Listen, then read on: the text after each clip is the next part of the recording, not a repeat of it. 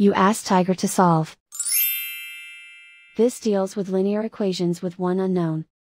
The final result is j equals 3. Let's solve it step by step. Simplify the expression. Group like terms. Simplify the arithmetic. Group all constants on the right side of the equation. Add 6 to both sides. Simplify the arithmetic.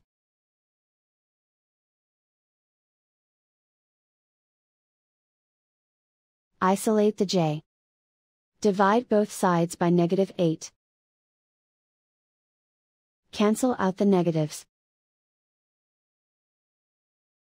Simplify the fraction. Cancel out the negatives.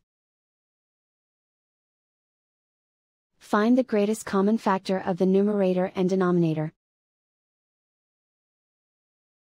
Factor out and cancel the greatest common factor. And so the final result is j equals 3.